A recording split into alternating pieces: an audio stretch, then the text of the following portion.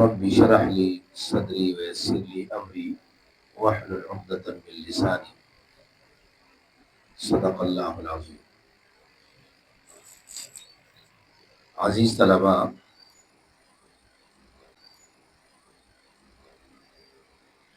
آج ہم حضرات کا فن خطابت کے حوالے سے پہلی نشست ہے، اور مجھے اس حوالے سے جو موضوع دیا گیا ہے تو ایک تو فن خطابت کا لغوی اور اصطلاحی معنی اور تعریف ہے، دوسرا فن خطابت کے اقسام، اور تیسری بات جس پر بات کرنی ہے وہ خطابت کی اہمیت کے حوالے سے ہے۔ جہاں تک فن خطابت کا لغوی معنی ہے تو آپ سب ماشاءاللہ دینی مدارس سے یا اسکول کالج سے وابستہ لوگ ہیں، وہ آپ جانتے ہیں کہ خطابت کے معنی بات کرنا، مخاطب سے گفتگو کرنا، اور اصطلاح کے اندر لوگوں نے تو مختلف تعریفیں کی ہیں، سب کا لب لباب یہ ہے کہ عام لوگوں کے سامنے، جمہور کے سامنے ایسی گفتگو کرنا کہ اس سے آپ اپنے مخاطبین کو متاثر کر سکیں، اور جو آپ کی فکر ہے، آپ کی رائے ہے، اس رائے کو ان کی طرف منتقل کر کے اس فکر اور رائے پر قائل کرنے کی کوشش کرنا، یہ فن خطابت کی اصطلاحی تعریف ہے۔ جہاں تک خطابت کے ارکان کا تعلق ہے تو خطابت کے بنیادی طور پر ارکان ایک تو خطیب ہے خود، کہ خطیب خود اپنی رائے، اپنی فکر کو لوگوں کے سامنے مؤثر انداز میں پیش کرے، اور دوسری چیز جو ہے یعنی دوسرا رکن وہ خطاب ہے، وہ کلام جس کو آپ ایسے انداز میں پیش کریں کہ آپ سامعین کو متاثر کریں، اور تیسری چیز اس میں سامعین ہے، مخاطبین ہے، جس سے آپ مخاطب ہو رہے ہیں، اپنی نظریات کا اثر ڈالیں۔ وہ مخاطبین آپ کے، سامعین آپ کے، چاہے آپ کے موافق ہو یا آپ کے مخالف ہو، ان کے سامنے بات۔ پھر ان کے مقاصد میں یہ ہے کہ سامعین کو مائل کرنا ہے، اس پر اثر ڈالنا ہے، اہم معلومات سے آگاہی ہے، چونکہ ان تک پہنچانا ہے۔ پھر اقسام کا جہاں تک تعلق ہے تو خطابت کے جو اقسام ہیں یہ استقرائی ہے۔ استقرائی کا معنی یہ ہے کہ آدمی جتنی جستجو کرتا ہے، کوشش کرتا ہے، تو آپ کو یعنی اس کی مختلف قسمیں ملیں گے، آپ اس پر غور کریں گے تو وہ اقسام بڑھتی اور بڑھتی جاتی ہے۔ اسی طرح زمانے کے اعتبار سے، حالات کے اعتبار سے خطبے کے اور خطابت کے اقسام میں بھی تبدیلی آتی ہے۔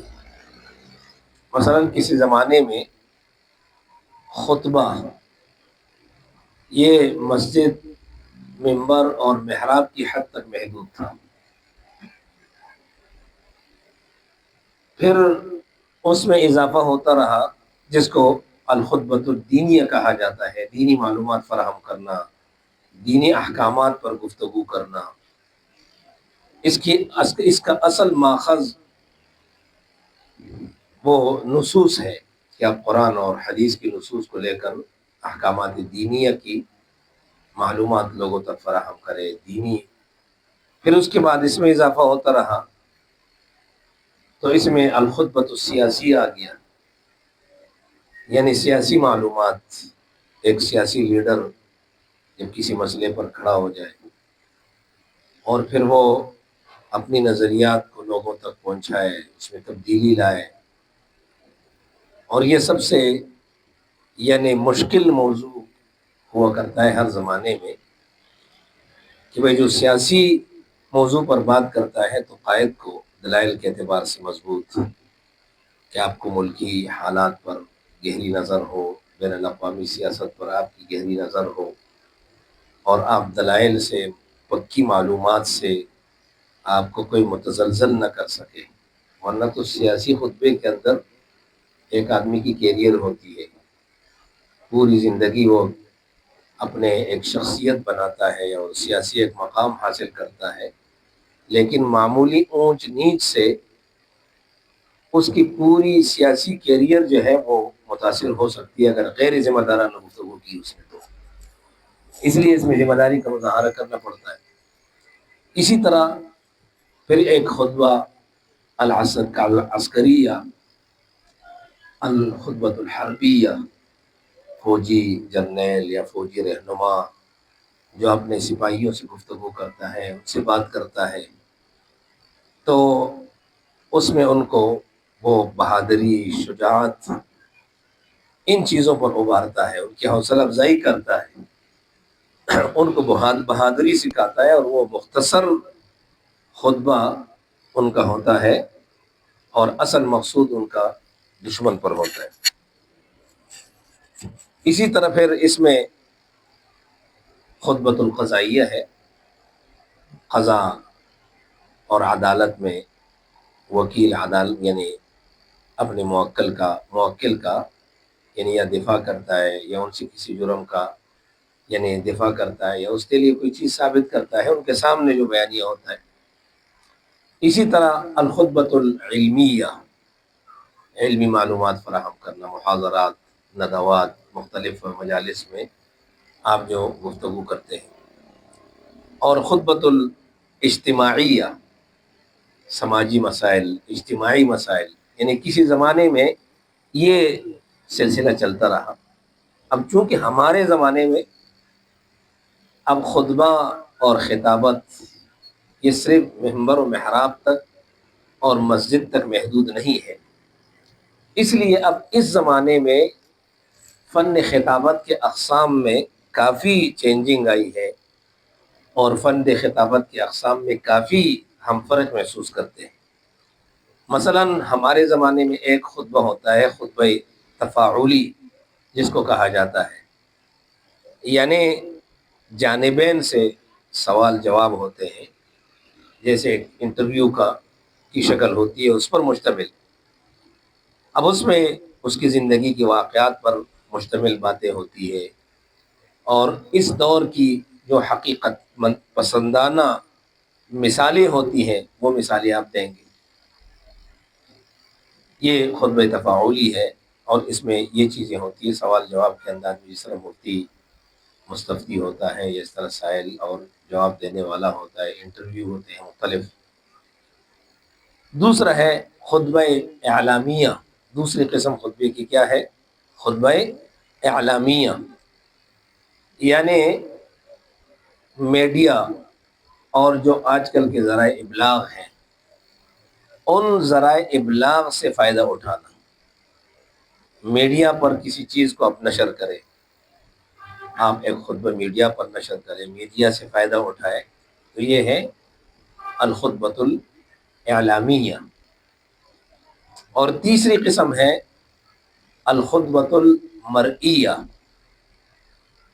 وہ خطبہ کہ جس کے اندر آپ کے پاس کوئی پروف ہو، مثلا آپ کے پاس لکھا ہوا خطبہ ہے مختصر، آپ اس کو میڈیا پر نشر کرتے ہیں، مختصر ویڈیوز کو نشر کرتے ہیں، یہ میڈیا پر نشر کرنا، میڈیا سے استفادہ کرنا، اس سے فائدہ حاصل کرنا، یا اس کو بروئے کار لانا، تاکہ آپ جس طرح باطل اس پر محنت کرتا ہے، بلکہ آج کل کے زمانے میں تو میڈیا سب سے خطرناک ہتھیار بن گیا ہے دشمن کا، جو اسلام پر بھی وار کر رہا ہے اور آپ کی نظریات پر بھی وار کر رہا ہے، آپ کی اخلاقیات کو بھی تباہ کر رہا ہے، تو اس ہتھیار کو آپ استعمال کر کے اپنا وہ پروف، اس پر اپنا وہ خطبہ نشر کریں، اس سے صحیح فائدہ اٹھائیں تاکہ لوگوں تک صحیح پیغام پہنچ جائے۔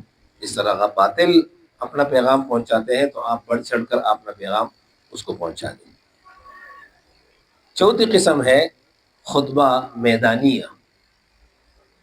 خطبہ میدانیہ جیسے ہمارے مدارس میں خطبات ہوتے ہیں، تقریریں ہوتی ہیں، بیانات ہوتے ہیں، پھر آپ اسکولوں میں خطبات دیتے ہیں، یونیورسٹیوں میں ہوتا ہے، یا کوئی تبلیغی کیمپ قائم کرتا ہے، کوئی اسپتال جیلوں میں جا کر کے اپنا پیغام پہنچاتا ہے، مستشفیٰ اسپتال میں جا کر کے اپنا پیغام پہنچاتے ہیں، یہ خطبہ میدانیہ ہے۔ مدرسوں میں اس طرح کے کیمپیں قائم کرنا، مدارس میں جا کر کے تبلیغ کرنا، اور یونیورسٹیوں میں، اسکول میں، اسپتال میں، جیل میں، یہ مختلف اس کی قسمیں ہوتی ہیں، پھر اس کے ذیل میں بہت سارے کام ہوتے جاتے ہیں۔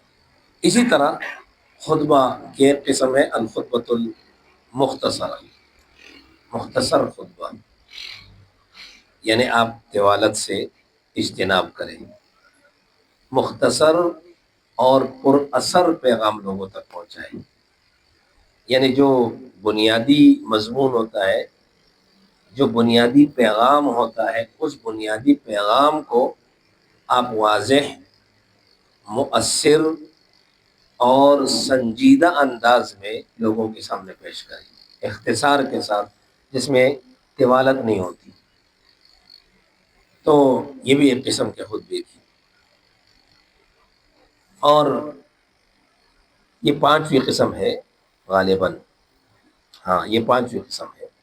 چھٹی قسم ہے الخطبۃ الموضوعیہ، موضوعاتی خطبہ، یعنی جس میں آپ کسی مخصوص خطبے پر گفتگو کرتے ہیں۔ مثال کے طور پر خاندانی جو آپ کی زندگی ہے اس پر آپ نے خطبہ دیا کہ خاندانی خطبہ کیسے ہوتا ہے، یعنی رہن سہن کیسی ہوتی ہے۔ آپ نوجوانوں پر خطبہ دیں کہ بھئی نوجوان اپنی زندگی کیسے گزارے، اپنی جوانی کو کیسے گزارے۔ ٹیکنالوجی پر آپ گفتگو کریں، اخلاقیات پر گفتگو کریں، والدین کے حقوق پر گفتگو کریں، یعنی کسی خاص موضوع پر آپ نظر رکھیں، اور آپ کا ارتکاز، اور آپ یعنی صرف موضوع پر ہو، آپ کی نظر موضوع پر مرکوز ہو، اس سے آپ باہر نہ نکلیں، اسی پر آپ یعنی نصوص سے استدلال کریں، واقعات سے استدلال کریں۔ یہ ایک خطبے کی قسم ہے۔ اور ساتویں قسم ہے خطبے کی الخطبۃ الرقمیہ، جس کو آج کل کی اصطلاح میں ڈیجیٹل خطبہ کہا جاتا ہے۔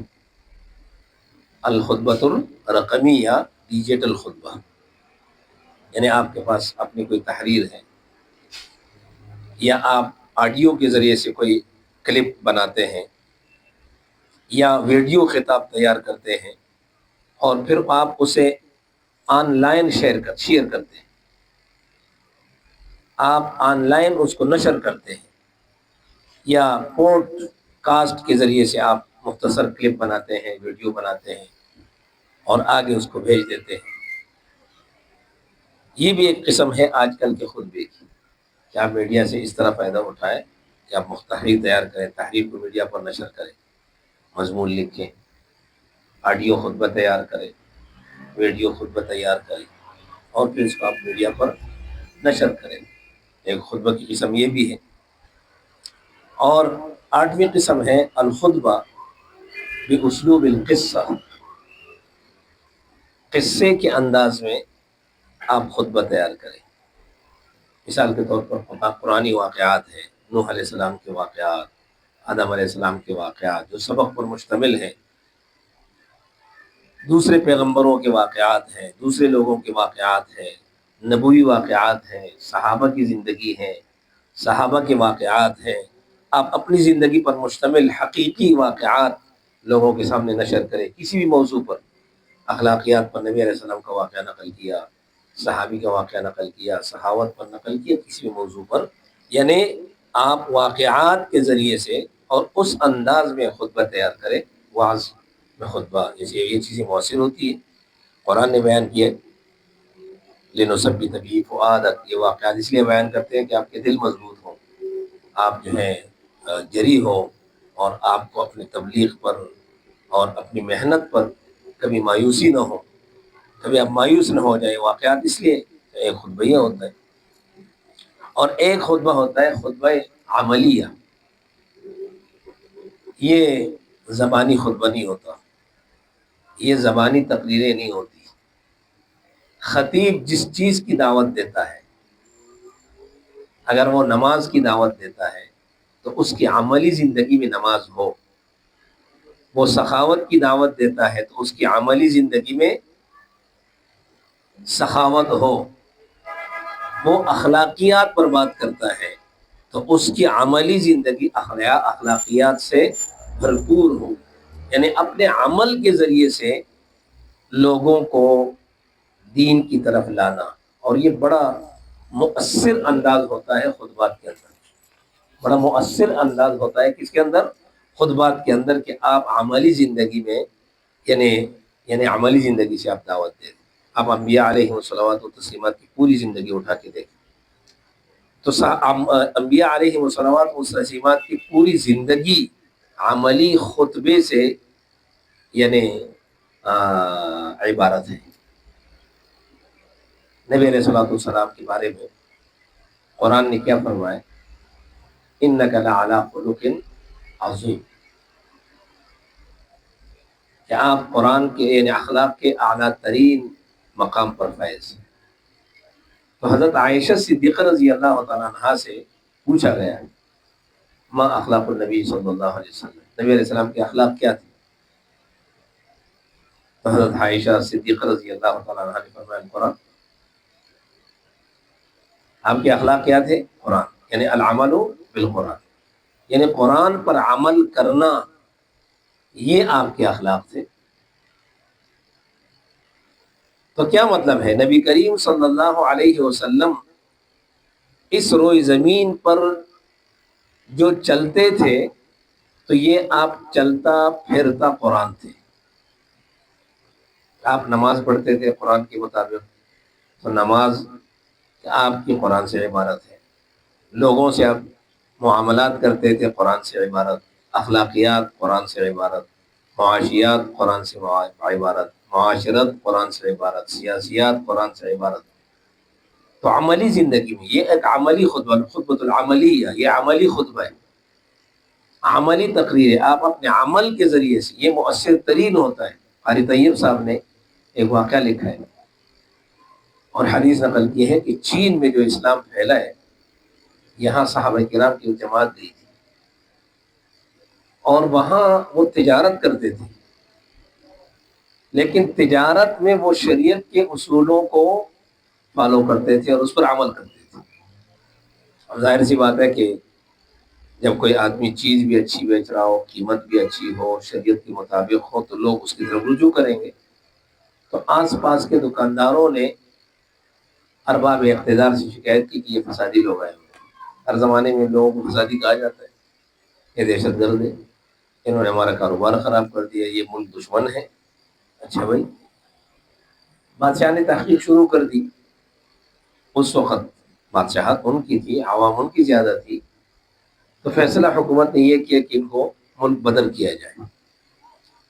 اب جب یہ فیصلہ ہوا کہ ان کو ملک بدر کیا جائے تو ملک کی آدھی عوام ان کے ساتھ کھڑی ہو گئی کہ اگر یہ جائیں گے تو ہم بھی جائیں گے. ان کے آنے کی وجہ سے تو ہمیں چیزیں اچھی مل رہی ہے، اچھی قیمت پر مل رہی ہے، بالکل بلا ملاوٹ کی ہمیں چیزیں مل رہی ہیں. یہ تو اور یہ باقی دکاندار دھوکہ کرتے ہیں، چیزیں بھی پورا نہیں دیتے، وہ بھی 2 نمبر دیتے ہیں، قیمت بھی زیادہ لیتے ہیں. اگر یہ جائیں گے ہم بھی جائیں گے ان کے ساتھ. اب ظاہر سی بات ہے کہ حکومت کے لیے اتنے عوام کو ملک بدل کرنا آسان کام نہیں ہوتا، تو اس لیے حکومت نے اپنا فیصلہ واپس لیا اور وہ صحابہ وہی رہ گئے. تو چین کے اندر جو مسلمان ہے وہاں وہ اپنے عملی زندگی، تجارت میں انہوں نے وہ عملی زندگی دکھائی کہ وہاں پر کیا ہوا کہ اسلام پھیلا. اور وہاں اب اگر مسلمان ہیں تو ان صحابہ کی عملی زندگی سے، وہاں انہوں نے کوئی تقریر نہیں کی. کوئی خطبہ نہیں دیا، یہ عملی خطبہ تھا، یہ سب سے زیادہ مؤثر ہوتا ہے۔ اس لیے یعنی یہ خطبے کی قسم، یہ 9 قسمیں یعنی آج کل کے زمانے میں جو خطبے کی ہیں، یہ اس پر آپ مزید سرچ کریں گے، آپ مزید دیکھیں گے تو مزید آپ اس میں ترقی بھی کر سکتے ہیں۔ یہ تو 2 باتیں ہوئی۔ تیسری بات، فن خطابت کی اہمیت۔ اس کی اہمیت کا اندازہ ہم اس بات سے لگا سکتے ہیں کہ حضرت موسیٰ علیہ السلام کو اللہ تبارک و تعالیٰ نے نبی بنا کر فرعون کی طرف بھیجنے کا حکم کیا کہ جاؤ فرعون کی طرف۔ اس نے بڑی سرکشی برپا کی ہے، تو موسیٰ علیہ السلام نے اللہ تبارک و تعالیٰ نے اس سے سب سے پہلی درخواست یہ کی کہ میرے بھائی کو میرے ساتھ بھیج دیجئے، وَأَفْصَحُ مِنِّي لِسَانًا، کہ وہ مجھ سے بات کرنے میں زبان کے اعتبار سے زیادہ فصیح ہے۔ میری زبان میں تھوڑی سی لکنت ہے اور وہ مجھ سے زیادہ اچھی گفتگو کرتے ہیں، تو ان کو میرا مددگار بنا کر بھیجیں تاکہ وہ اپنا کلام اور اپنا مدعا فرعون کے سامنے واضح انداز میں پیش کر سکیں۔ چنانچہ فرعون نے حضرت موسیٰ علیہ السلام پر سب سے پہلا اعتراض یہ کیا تھا، سب سے پہلا اشکال یہ کیا تھا، لا یکاد یبین، یہ تو اپنی بات بھی پوری طرح سے واضح طریقے سے نہیں کر سکتا، اور عورتوں کیا بنیادی عیب جو قرآن نے بیان کی ہے، او من ینشأ فی الحلیۃ وہو فی الخصام غیر مبین، جن کی نشو و نما زیورات میں ہوئی ہے، جو پھلے پھولے زیورات کو دیکھ کر، لباس کو دیکھ کر، ان چیزوں میں،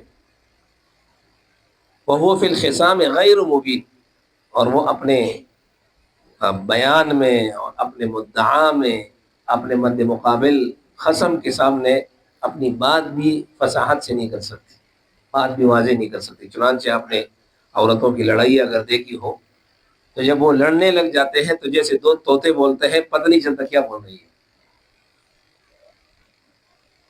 یہ بنیادی عیب یعنی فطری ان کی جو کمزوری بیان کی، عیب تو نہیں کہہ سکتے، اللہ تبارک و تعالیٰ نے کسی انسان کو عیبدار نہیں بنائے، لیکن ایک فطری ان کی جو کمزوری ہے کہ وہ اپنی بات کو فصاحت کے ساتھ آگے، یعنی بعض عورتیں تو اس سے مستثنا ہے، اکثریت کی بات چلتی ہے اور کلیات کی بات چلتی ہے، جزیات میں تو بعض عورتیں مردوں سے بھی زیادہ آگے نکل جاتی ہے، جیسے حضرت عائشہ، کئی سارے مرد جمع ہو جائے ان کا مقابلہ علمیت میں نہیں کر سکتے ہیں، تفسیر میں نہیں کر سکتے ہیں، علمی نکات میں نہیں کر سکتے۔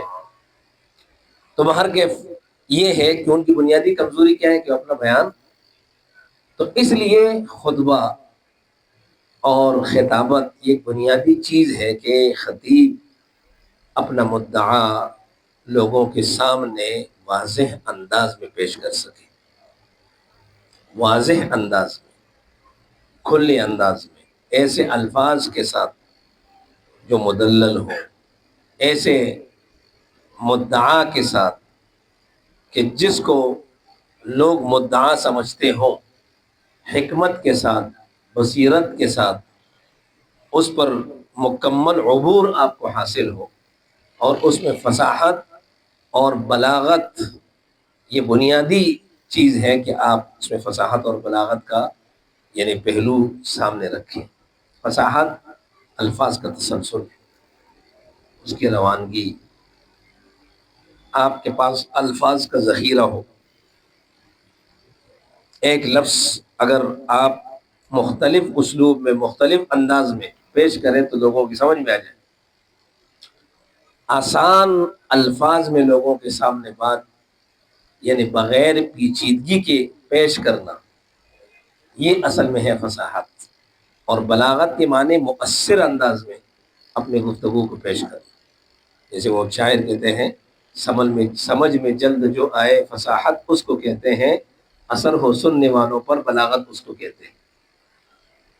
تو اس بات جلدی سمجھ میں بھی آنے والی ہو اور بلاغت بھی ہو اس میں۔ نبی علیہ الصلوۃ والسلام کے خطبات میں آپ دیکھتے ہیں ایک صحابی فرماتے ہیں، مشکات کے اندر روایت بھی ہے کہ نبی علیہ السلام نے ہمیں خطبہ دیا، خطبتاً بلیغا، خطبتاً فصیحہ نہیں فرمایا، آپ کی فصاحت تو مسلم تھی، خطبتاً بلیغا، یعنی ایسا بلیغ کہ صحابی فرماتے ہیں کہ ہماری آنکھوں سے جو ہے آنسو جاری ہو گئے، اور ہم تو یہی سمجھیں کہ یہ نبی علیہ السلام کا الوداعی خطبہ ہے۔ پھر انہوں نے درخواست بھی کی، یا رسول اللہ، یہ ایسا لگ رہا ہے کہ جیسے آپ کا آخری خطبہ ہو، الوداعی خطبہ ہو، ہمیں کوئی وصیت کیجیے۔ یعنی ایسے انداز میں آپ پیش کریں کہ آپ مد مقابل کو کیا کریں، زیر کر دیں، اپنی فکر سے، اپنے یعنی اپنے اس نظریات اور اپنی رائے کو ماننے پر وہ مجبور ہو جائے۔ تو فن خطابت اس حوالے سے بھی ایک بنیادی چیز ہے کہ حضرت موسیٰ علیہ السلام ہی کی مثال لے لیجیے کہ جب فرعون کے پاس اللہ نے ان کو بھیجا، تو ایک تو بھائی کی درخواست کی کہ وہ افصح منی لسانا، وہ فصیح ہے مجھ سے لسان، اور دوسری اللہ سے دعا کی، اور ربی اشرح لی صدری ویسر لی امری واحلل عقدۃ من لسانی۔ بعض علماء نے، بعض مفسرین نے لکھا ہے کہ موسیٰ علیہ السلام کی زبان میں لکنت نہیں تھی، اس لیے کہ انبیاء علیہ الصلوات و تسلیمات ظاہری باطنی ہر قسم کے عیب سے پاک ہوتے ہیں۔ یہ عقدۃ من لسانی، یہ جو الفاظ کہے، تو اس کا مطلب یہ تھا کہ جب میں فرعون کے سامنے جاؤں، مجمع کے سامنے بیان کروں، تو بسا اوقات مجمع کا رعب آدمی پر چھا جاتا ہے، ذہن میں جو بات ہوتی ہے وہ ادھر ادھر ہو جاتی ہے مجمع کے اس رعب کی وجہ سے، اور اس کے بعد زبان بند ہو جاتی ہے، جیسے ایک زبان کو کسی نے گرہ دیا ہے، عقدہ دیا ہے۔ تو فرمایا کہ ایسا نہ ہو کہ میں فرعون کے سامنے جاؤں اور مجمع کا کوئی رعب اور کوئی دباؤ مجھ پر آ جائے اور اس کی وجہ سے میری زبان بند ہو جائے، تو اس وقت میری زبان کو کھول دینا تاکہ فصاحت کے ساتھ، بلاغت کے ساتھ میں اپنا کلام پیش کر سکوں۔ یہ بنیادی دعا مانگی انہوں نے۔ اس لیے رب اشرح لی صدری، یہ فرمایا کہ میری زبان سے یعنی یہ عقدہ ختم ہو جائے۔ یہ بنیادی نقطہ بعض علماء نے اس میں لکھا ہے کہ وہ رعب نہ چھا جائے۔ اور دوسری بات یہ ہے کہ جس زبان میں آپ گفتگو کر رہے ہیں، عربی میں کر رہے ہیں، تو عربی پر آپ کو عبور حاصل ہو، کہ الفاظ کا ذخیرہ آپ کے پاس ہو، ان کے محاورات آپ کو معلوم ہو کہ اس موقع پر اس جگہ کون سا محاورہ استعمال کرتے ہیں عرب۔ اردو میں ہو تو آپ کو اردو پر عبور حاصل ہو، مذکر مؤنث کا فرق، بسا اوقات ایک بہت بڑا خطیب ہوتا ہے اور بہت مرکزی خطبہ دیتا ہے اور بہت بڑی علمی شخصیت ہوتی ہے، لیکن زبان پر عبور نہ رکھنے کی وجہ سے جب آپ نے اس زبان میں دو تین غلطیاں کر دی، تو مجمع پر جو آپ کا اثر تھا اور جو آپ کی شخصیت تھی، آدھی اس سے متاثر ہو جاتی ہے۔ ایک بہت بڑے عالم تھے، یہاں تک کہ حضرت مولانا فضل الرحمان صاحب دامت برکاتہم العالیہ کے استاذ تھے، ابو داؤد، مشکات، ہدایہ، شرح تہذیب، ان کتابوں کے استاد تھے۔ میں نے خود ان سے پوچھا تھا اور انہوں نے مجھے بتایا کہ یہ کتابیں مولانا نے مجھ سے پڑھی، بلکہ ان کا شان نزول یہ بتاؤں کہ میں نے جب ان سے پوچھا کہ مولانا آپ کے شاگرد ہیں، تو پہلی مرتبہ تو غصے ہو گئے، اس میں آپ کا کیا کام ہے؟ میں نے کہا حضرت مجھے پتہ چلا ہے، میرا معلومات۔ انہوں نے کہا کہ میں اتنی اس کے اندر عاجزی تھی کہ میں تو اپنے شاگردوں کو کبھی بھی نہیں کہتا ہوں کہ یہ میرے شاگرد ہیں، میں کہتا ہوں یہ میرے ساتھی ہیں۔ اور مولانا فضل الرحمان تو بہت بڑی شخصیت ہے، ان کے الفاظ تھے۔ میں نے کہا حضرت میں صرف معلومات کی حد تک۔ اس نے پھر بتایا کہ میری ان کتابوں میں وہ میرے شاگرد ہیں۔ تو ایک جگہ ہم دونوں جمع ہو گئے، میں ان کے سامنے علماً بھی بچہ، عمراً بھی بچہ، اور طے یہ ہوا تھا کہ میں اردو میں بیان کروں گا، وہ پشتو میں بیان کریں گے۔ تو میں نے پہلے اردو میں بیان کر لیا، اب ان کی باری آئی تو بعض لوگوں نے کہا کہ آپ اردو میں بیان کریں، انہوں نے سنا تھا بہت بڑے عالم ہیں اور یقیناً بہت بڑے عالم تھے۔ لیکن جب اس نے اردو میں بیان کرنا شروع کر دیا تو یقیناً اسے یہاں رہے نہیں تھے بیچارے، کوئی اردو سے ممارست ہی نہیں تھی ان کو۔ تو پھر میں اٹھا، میں نے ان کے کان میں کہا کہ حضرت آپ پشتو میں بیان کریں، پھر اس نے پشتو میں شروع کر دیا۔ میں سمجھ گیا کہ اب یعنی اس زبان پر آپ کو کیا حاصل ہو، عبور۔ تو موسیٰ علیہ السلام چونکہ مصر سے مدین گئے تھے، 10 سال کا عرصہ انہوں نے مدین میں گزارا تھا۔ اب ظاہر سی بات ہے کہ ایک شہر سے دوسرے شہر منتقل ہو جائے، زبان میں تھوڑا سا فرق آ جاتے ہیں، آپ اس کی اصطلاحات بدل جاتی ہے۔ تو موسیٰ علیہ السلام نے دعا مانگی کہ وہاں عرصہ گزارا ہے، زبان شاید مدین کی اصطلاح اور یہاں کی اصطلاح میں تھوڑا سا فرق آ گیا ہو، تو کہیں ایسا نہ ہو کہ میں الفاظ ایسے ادا کروں کہ جس سے مجمع پر وہ اثر جو میں ڈالنا چاہتا ہوں وہ نہ ڈال سکوں۔ اس لیے آپ کے پاس اس زبان پر آپ کو عبور ہونا چاہیے۔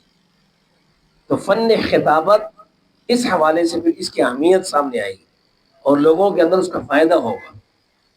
اور تیسری چیز اس میں فن خطابت میں آپ یعنی اہمیت کی جو حامل بنے گی آپ کی، وہ تب بنے گی کہ آپ کے پاس ذخیرہ ہو علم کا، معلومات کا، اور مضبوط اور ٹھوس معلومات آپ کے پاس ہو، ٹھوس دلائل ہو، شواہد ہو، وہ آپ پیش کر سکے اس اور بہترین اور مؤثر انداز میں پیش کر سکے۔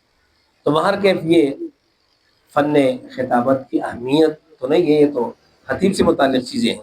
تو فن خطابت کی اہمیت یہ ہے کہ بھئی اسلام کی دعوت کو اور اسلام کے پیغام کو پہنچانے میں سب سے اہم ترین ذریعہ کیا ہے؟ آپ کی خطابت ہی تو ہے، جس کے ذریعے سے آپ پیغام پہنچاتے ہیں اسلام کا، آپ دعوت دیتے ہیں اسلام کا، تبلیغ کرتے ہیں اسلام۔ بیان ھذا بیان للناس، قرآن کی بنیادی صفت کیا بیان کی گئی ہے؟ ھذا بیان للناس، سارے لوگوں کے لیے بیان ہے۔ اور پوری دنیا کے اندر اسلام پھیلا اسی وجہ سے، یہ بنیاد ہے، اصل ہے کہ آپ اس بنیاد کو لے کر آگے چلیں، سب سے اہم ذریعہ ہے۔ تو اس کا میدان کیا ہے؟ اس کا ایک میدان تو یہ ہے کہ آپ غیر مسلموں میں دین پھیلائیں، اپنے مسلمانوں کی اصلاح کریں، علمی بنیاد پر آپ اس کی یعنی ترویج کریں، اس کو اجاگر کریں۔ تو وہاں کے فن خطابت اس حوالے سے کہ یہ ایک مستقل ہتھیار ہے ہمارے پاس، اور جیسے میں نے اس کے اقسام آپ کے سامنے بیان کیے، ان اقسام سے آپ بخوبی جان سکتے ہیں کہ اس فن خطابت کی کن کن میدانوں میں ہمیں ضرورت ہے اور کس میدان میں یہ علماء کو اللہ تبارک و تعالیٰ جزائے خیر عطا فرمائے۔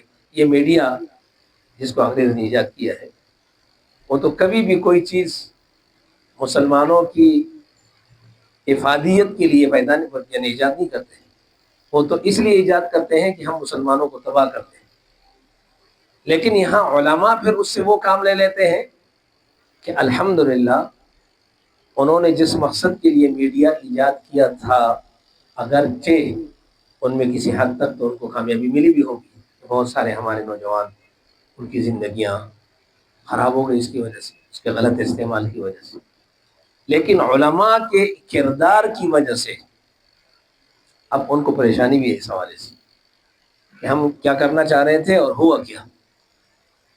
تو اس لیے ان چیزوں کو آپ مؤثر انداز میں اور صحیح انداز میں استعمال کریں گے تو اس کا یہ ہوگا کہ ہمارے نوجوانوں کی فکر، پھر آپ نوجوان حضرات نوجوانوں کے ساتھ اٹھتے بیٹھتے ہیں، آپ ان کی ہر میدان میں تربیت کریں، ان کو بتائیں، ان کے نقصانات بتائیں، ان کے فوائد بتائیں۔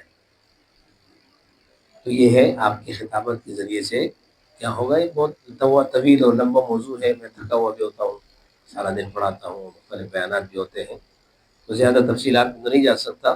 بس یہ مختصراً چند باتیں میں نے آپ سے عرض کی۔ ایک تو فن خطابت کی تعریف، یہ آپ یاد رکھیں، یہ اقسام ایک تو پرانی اقسام ہے، اور یہ جو آپ جدید جو 9 قسمیں میں نے آپ کو بتائی، اس کا بھی آپ یعنی اس پر مزید آپ سرچ کریں اور اس کا فائدہ اٹھائیں اور اس کی طرف آپ توجہ دیں۔ اور اہمیت تو قرآن نے بیان کی ہے کہ اس سے بڑا اور کوئی ہمارے پاس میدان ہی نہیں ہے۔ تو انبیاء علیہ الصلوۃ والتسلیمات نام سے مشہور نبی علیہ الصلوۃ والسلام جب مسیلمہ کذاب کے پاس جا رہے تھے وہ جو آیا تھا نبی علیہ السلام کے ساتھ کمپرومائز کرنے کے لیے کہ نبی علیہ السلام میرے ساتھ سمجھوتا کر لے، یہ تھا بڑا خطیب، یہ مسیلمہ کذاب جو تھا خطیب تھا بڑا. تو نبی علیہ السلام کون سے صحابی کو ساتھ لے گئے تھے؟ نام میرے ذہن سے نکل گیا. ہاں، خطیب صحابہ میں جو مشہور تھے خطیب، ہاں، یحییٰ کلبی نہیں تھے، مصعب ابن عمیر تھے یا اس طرح کا کوئی نام ہے، غالباً میرے ذہن سے نکل گیا اس وقت. یعنی وہ صحابی جو خطیب صحابہ کے خطیب مشہور تھے، نبی علیہ السلام کے ساتھ وہ لے کے گئے تھے. اس لیے کہ گئے تھے کہ وہ خطیب ہے. نبی علیہ السلام تو بنیادی طور پر روایتی خطیب نہیں تھے. وہ ضروری گفتگو جب نبی علیہ السلام نے ان کے ساتھ کی، نبی علیہ السلام آ گئے اور اس صحابی کو ان کے پاس چھوڑا کہ خطیب کا مقابلہ پھر خطیب کرے. تو خطابت کی بنیادی چیز ہے نبی علیہ السلام، اسی لیے تو صحابہ نے ان کا انتخاب کیا. تو اس لیے آپ خطابت کے ذریعے سے دین کی بڑی خدمت کر سکتے ہیں. بڑی اہم چیز ہے اور اہم جو ہے نا یہ شعبہ ہے اسلام کا. اللہ تبارک و تعالیٰ سے دعا ہے جو کچھ کہا گیا سنا گیا اس پر عمل کرنے کی توفیق عطا فرمائے.